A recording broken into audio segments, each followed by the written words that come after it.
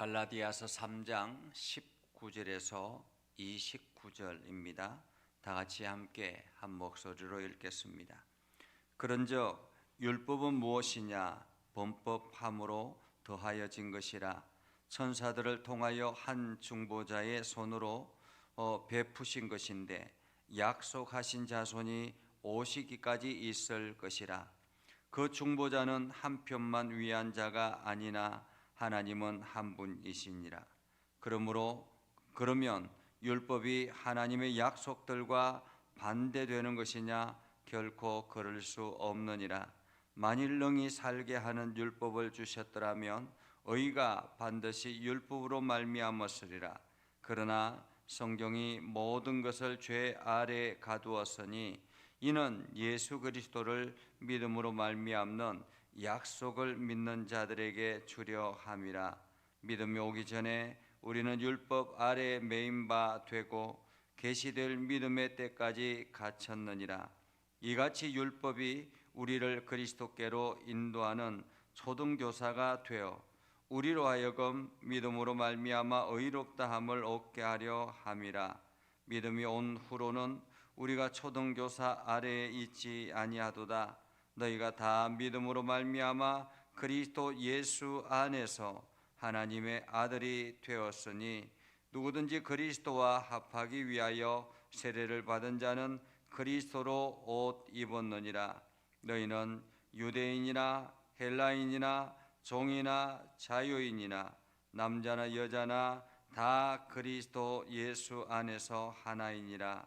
너희가 그리스도의 것이면 곧 아브라함의 자손이요 약속대로 유업을 이을 자니라. 아멘. 오늘도 하나님의 은혜가 여러분의 삶에 가득하기를 바랍니다. 여러분을 통해서 주님의 영광이 나타나는 복된 하루 되기를 주님의 이름으로 축복합니다. 우리가 가끔씩 보면 선 넘지 마 이런 표현을 할 때가 있습니다. 야, 선 넘지 마라는 것이죠. 그 말은 무슨 뜻인가 하면 각자의 역할들이 있다라는 말입니다. 교회 안에는 목사의 역할이 있고 장로의 역할이 있고 권사의 역할이 있고 집사의 역할이 있는 것처럼, 그래서 집사는 집사의 역할을 해야지 집사가 목사의 역할을 하려고 하면 선 넘지 마 이렇게 표현하게 되는 거죠.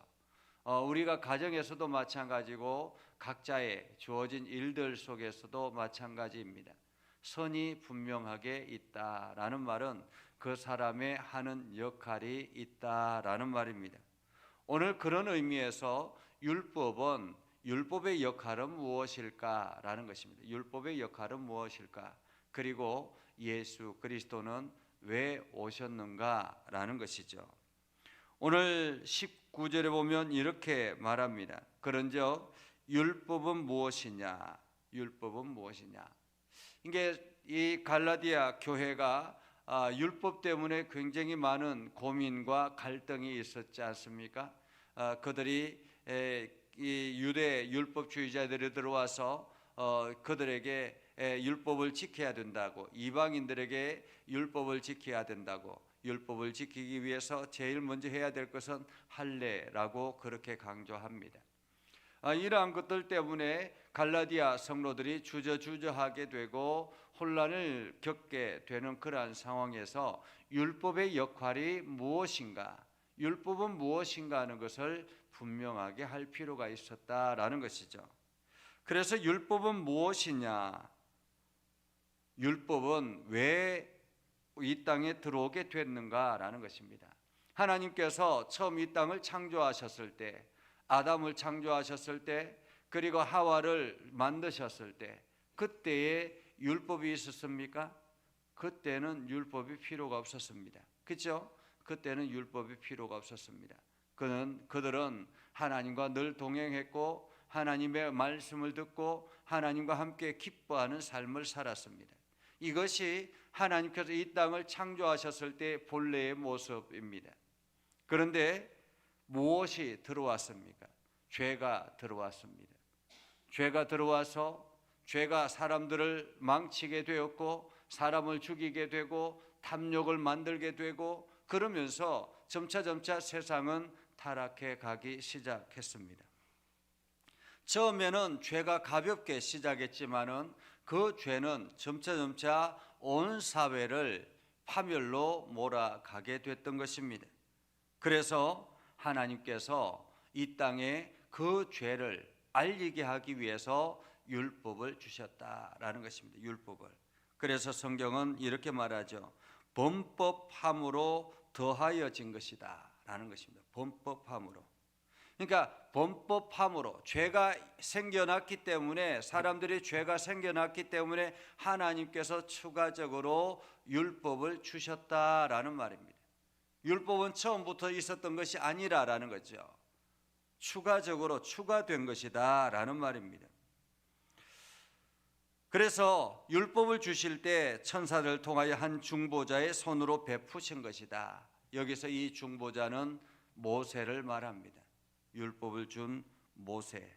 그래서 이 모세는 모세를 통해서 베푸신 것인데 약속하신 자손이 오시기까지 있을 것이라. 한마디로 율법의 한계입니다. 율법의 역할은 약속하신 자손이 오실 때까지라는 말이에요. 약속하신 자손이 오실 때까지. 그때까지 율법이 활동을 하게 되는 것이죠. 그래서 그 중보자는, 율법을 가져온 그 중보자는 한편만 위한 자가 아니나 하나님은 한 분이시다. 그러니까 한편만 위한 것, 율법만을 위한 것이 아니라 그 중보자는 각자의 삶을 살다가, 자기의 삶을 살다가 하나님께서 율법을 그에게 맡겨서 그를 통해서 전달하는 전달자였던 것입니다. 그렇기 때문에 모세는 일시적인 역할을 한 것이지, 모세가 성스러운 사람이다 이런 것은 아니라라는 거죠.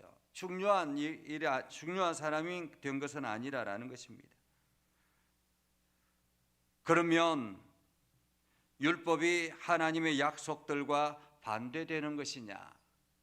그러니까 율법이 한시적이라면 약속된 그 사람까지, 약속하신 자손이 오기까지면 율법이 필요 없는 것이냐? 지금은 율법이 필요 없는 것이냐? 약속과 반대되는 것이냐? 그렇지 않다라는 거죠. 율법은 무엇이라고 했습니까? 죄인들을 위해서 왔다. 죄인들을 위해서 주었다.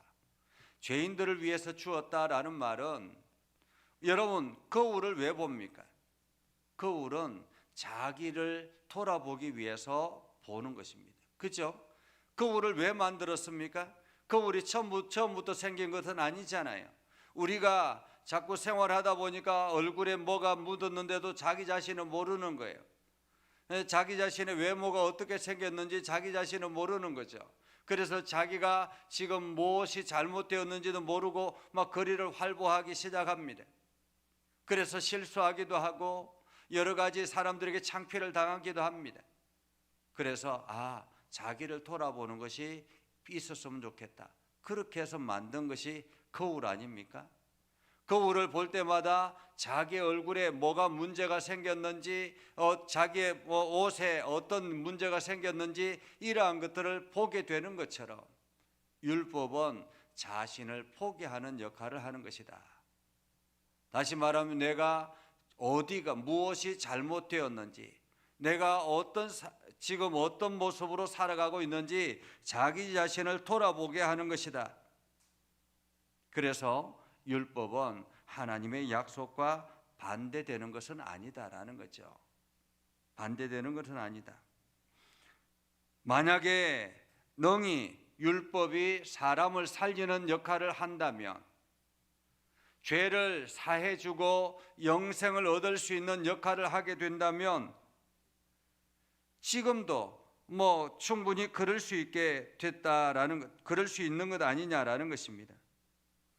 능히 살게 하는 율법을 주셨더라면 의가 반드시 율법으로 말미암았으리라.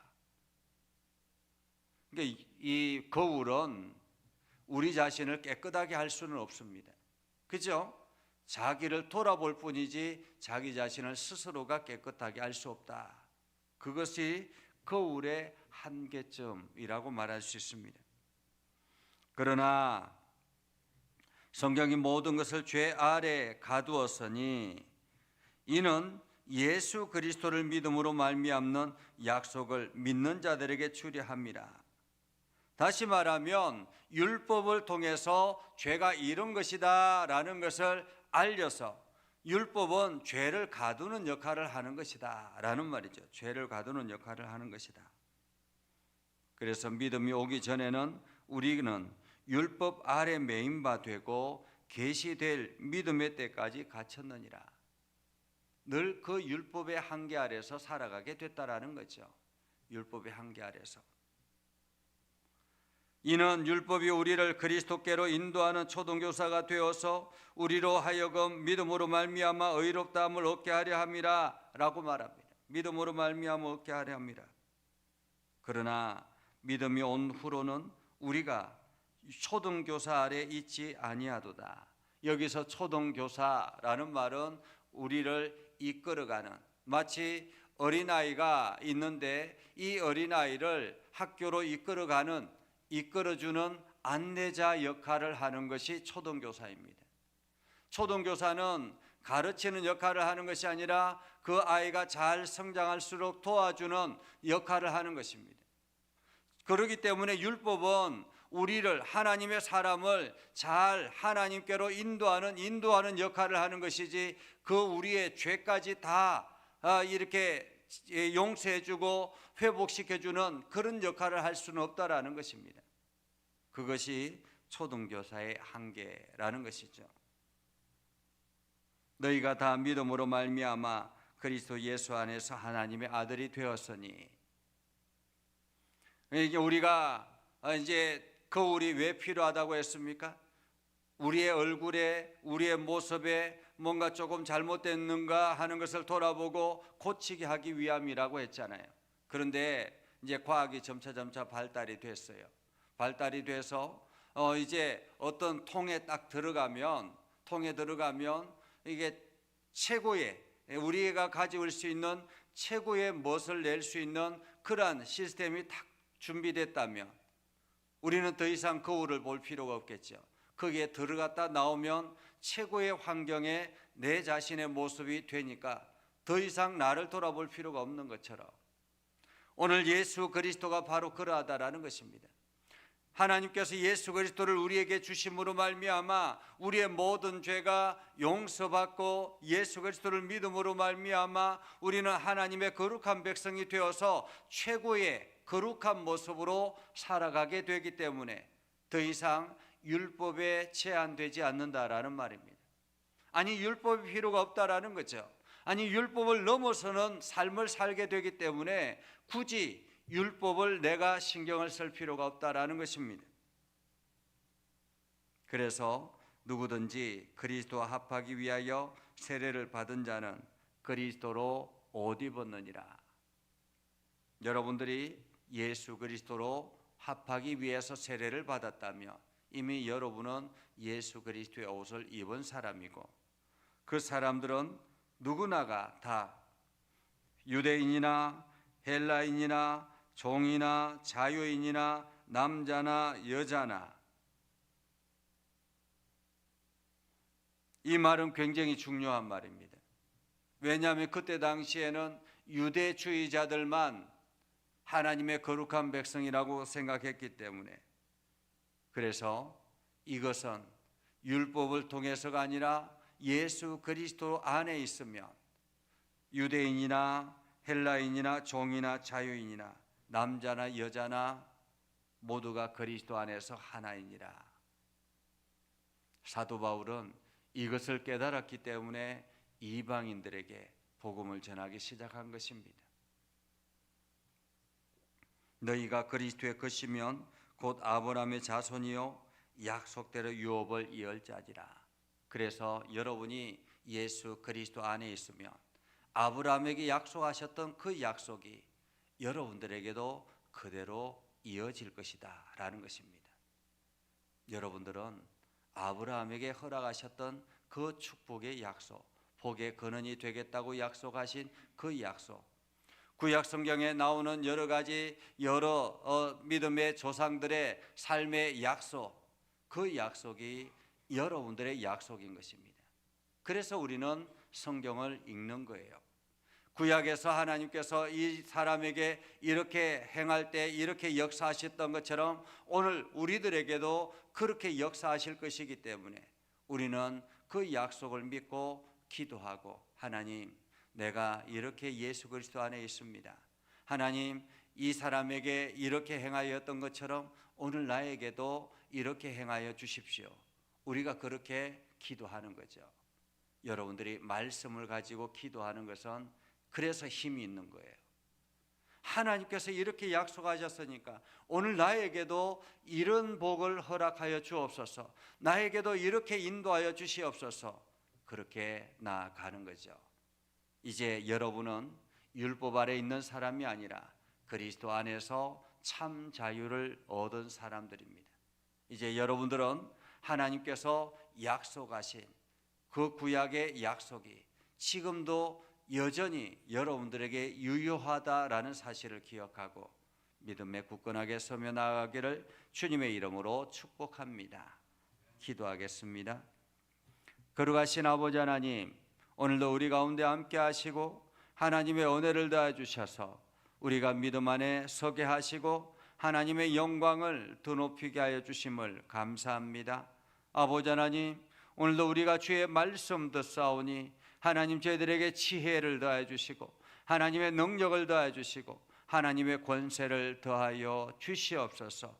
우리를 통해서 하나님의 위대한 역사들이 세상에 나타나게 하시고 하나님의 놀라운 역사들이 세상에 증거되어지도록 오늘도 우리를 들어 사용하여 주옵소서.